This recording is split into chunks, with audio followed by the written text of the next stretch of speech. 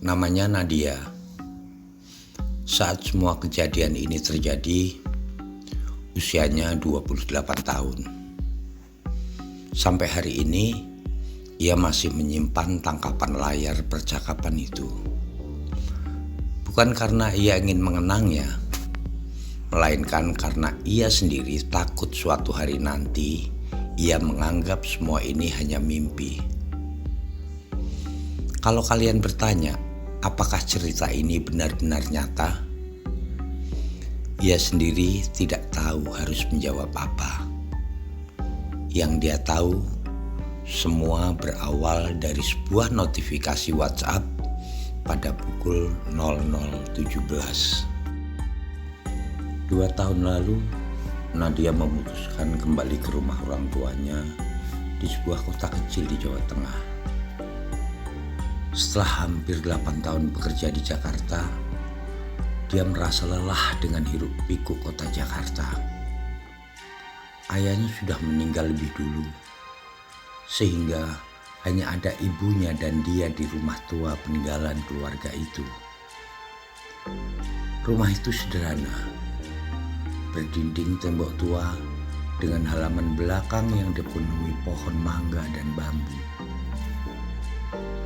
Sejak kecil dia sudah tinggal di sana, jadi tidak pernah merasa bahwa rumah itu angker. Nadia sedang berbaring sambil menonton video di ponsel. Lampu kamar sudah dimatikan, hanya cahaya layar yang menerangi ruangan. Tiba-tiba notifikasi WhatsApp masuk. Dia mengira pesan itu dari teman kantor lama. Namun ketika ia lihat nama pengirimnya, seluruh tubuhnya membeku. Rian. Nomor itu masih ia simpan sejak 5 tahun lalu. Rian adalah kakak sepupunya yang sudah meninggal karena kecelakaan mobil saat perjalanan pulang dari luar kota. Nadia sendiri ikut mengangkat petinya saat pemakaman. Bahkan ia masih ingat wajah Rian untuk terakhir kalinya. Nomor itu tidak pernah ia hapus karena terlalu banyak kenangan di dalamnya. Ia pikir kartunya sudah tidak aktif. Namun malam itu, fotonya kembali muncul. Ia membuka chat. Pesannya hanya satu kalimat. Malam ini jangan buka pintu belakang. Dia langsung merinding.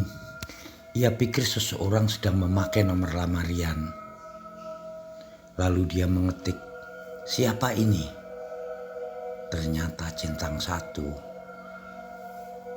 Beberapa detik kemudian berubah menjadi centang 2. Lalu di ponsel terlihat mengetik. Jantung Nadia mulai berdegup lebih cepat.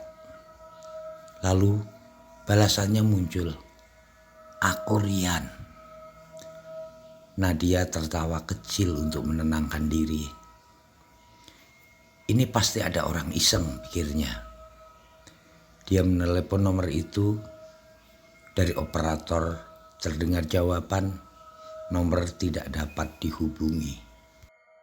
Anehnya, kalau tidak aktif, kenapa WhatsApp-nya bisa online? Ia mencoba video call. Tidak tersambung. Ia memutuskan untuk mengabaikannya. Beberapa menit kemudian, pesan masuk. Isinya, dia sudah berdiri di belakang rumah. Nadia spontan menoleh ke arah jendela. Namun yang terlihat hanya halaman gelap. Nadia menutup tirai rapat-rapat. Saat itu, ia mulai merasa tidak nyaman. Nadia mengunci pintu kamar, menghidupkan lampu, lalu mencoba tidur. Sekitar pukul 1 dini hari, Nadia terbangun karena ada suara dari pintu belakang. Pelan, teratur, ia mengira ibunya belum tidur. Namun suara itu terus terdengar. Nadia keluar kamar. Terlihat rumah sangat sunyi. Ia juga lihat pintu kamar ibunya masih tertutup. Nadia memanggil pelan ibunya. "Ibu." Tidak ada jawaban. Suara ketukan kembali terdengar. Kali ini lebih keras. Aku hampir berjalan menuju dapur. Namun ponselku kembali bergetar. Pesan dari Rian, "Jangan dibuka." Ia berhenti, tubuhnya kaku. Ketukan semakin cepat. Ia memberanikan diri mengintip dari jendela dapur. Namun tidak ada siapa-siapa. Halaman kosong, tetapi ketukan masih terdengar. Seakan berasal tepat dari balik pintu. Ia berlari kembali ke kamar. Pintu belakang ia biarkan tetap terkunci. 15 kemudian, semua suara mendadak berhenti. Esok paginya Nadia membuka pintu belakang. Tidak ada siapa-siapa, tetapi tanah di depan pintu penuh bekas telapak kaki berlumpur. Anehnya, jejak itu berhenti tepat di depan pintu. Tidak ada jejak kalau ada yang datang. Tidak ada jejak pergi, seolah seseorang muncul begitu saja. Nadia menceritakan semuanya kepada ibunya. Beliau hanya diam, lalu berkata pelan, "Dulu sebelum Rian meninggal, dia pernah bilang kalau rumah ini jangan pernah dibuka saat ada yang mengetuk tengah malam." Nadia terdiam, lalu ia bertanya, "Apa maksud ibu?" Ibunya menggeleng. "Nenekmu juga selalu bilang begitu," katanya. Nadia mulai menghubungkan semuanya. Malam berikutnya, WhatsApp itu kembali aktif. "Besok jangan pulang lewat jalan sungai." Nadia benar-benar kesal. Lalu ia membalas, "Kalau memang kamu Rian, kasih bukti." Beberapa detik kemudian muncul sebuah foto. Nadia membukanya. Tubuhnya langsung dingin. Itu foto ruang tamunya yang diambil dari sudut langit-langit. Padahal saat itu ia sedang sendirian. Nadia melihat dirinya sendiri sedang duduk di sofa. Foto itu jelas baru. Nadia berlari memeriksa seluruh rumah, tidak ada siapapun. Nadia menghapus foto itu karena panik. Namun beberapa detik kemudian, foto itu muncul lagi, seolah tidak pernah dihapus. Keesokan harinya, Nadia harus pergi ke pasar. Ia sengaja menghindari jalan sungai seperti isi pesan. Sebagai gantinya, ia memutar lebih jauh. Saat siang tiba, tetangganya datang membawa kabar. Sebuah pohon besar tumbang di jalan sungai. Seorang pengendara motor meninggal tertimpa. Nadia mulai kehilangan logika. Bagaimana mungkin pengirim pesan mengetahui semua itu? Sejak hari itu, pesan-pesan terus berdatangan. Semuanya selalu berupa peringatan. Jangan naik bus jam 7, matikan kompor. Awalnya terdengar aneh, namun setiap kali ia abaikan, selalu terjadi sesuatu. Kompor benar-benar bocor, bus yang hendak ia tumpangi mengalami remblong. Nadia mulai percaya. Entah siapapun yang mengirim pesan itu, dia merasa sedang dilindungi. Suatu malam, ia akhirnya memberanikan diri bertanya, "Kenapa kamu menolongku?" Balasannya lama, sangat lama, hampir 1 jam. lalu muncul, "Karena aku gagal menyelamatkan ayahmu." Dada Nadia sesak, ia langsung menangis. Ayahnya meninggal akibat serangan jantung mendadak. Saat itu Rian adalah orang pertama yang menemukannya. Selama bertahun-tahun, Rian merasa bersalah karena terlambat membawa ayahnya ke rumah sakit. Hal itu hanya diketahui keluarga dekat. Tidak mungkin orang lain tahu. Malam demi malam berlalu. Nadia mulai terbiasa menerima pesan itu sampai akhirnya datang pesan yang berbeda. "Besok malam jangan balas pesanku lagi." Nadia bingung. Kenapa? Tidak ada jawaban.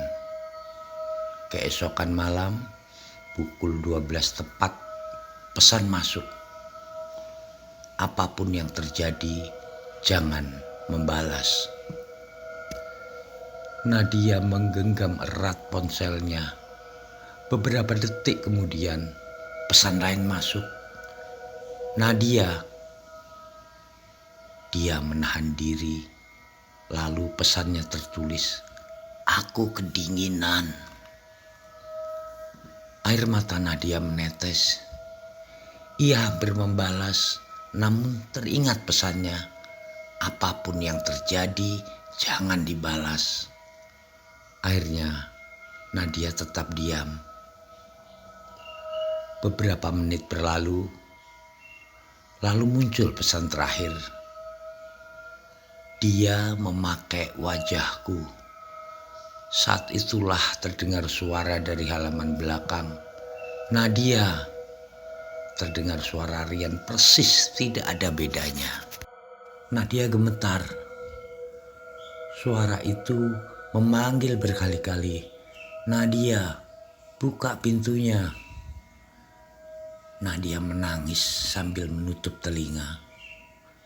Ponselnya kembali bergetar. Pesan terakhir, "Kalau kamu sayang ibu, jangan buka." Suara di luar berubah kasar. Ketukan pintu terdengar keras, disusul suara garukan panjang di kayu. Nadia hanya bisa membaca doa. Sekitar pukul 3 pagi, semuanya berhenti. Benar-benar sunyi. Pagi harinya Nadia membuka pintu belakang bersama ibunya. Mereka sama-sama terdiam. Di tanah basah terdapat bekas telapak kaki. Namun kali ini jumlahnya puluhan, mengelilingi rumah. Seolah semalaman ada banyak orang berdiri mengawasi. Di tengah halaman terdapat satu benda. Ponsel lama milik Rian. Layarnya retak. Baterainya sudah menggelembung. Polisi yang dulu menangani kecelakaan mengatakan ponsel itu tidak pernah ditemukan. Nadia menyerahkan kepada ibunya. Saat tombol ditekan, ponsel itu menyala beberapa detik. Hanya ada satu notifikasi WhatsApp. Pesan ini telah dihapus. Lalu layarnya mati selamanya. Sudah 2 tahun berlalu, nomor Rian kembali tidak aktif, tidak pernah online lagi. Nadia mencoba menghubungi berkali-kali, tidak pernah centang 2. Namun sampai sekarang, setiap kali jam menunjukkan pukul 00.17, ponselnya selalu bergetar sekali. Tidak ada notifikasi, tidak ada pesan, tidak ada panggilan. Hanya getaran singkat, seolah ada seseorang ingin memastikan. Nadia masih mengingat malam itu ketika sebuah WhatsApp dari orang yang telah meninggal pernah menyelamatkan nyawanya.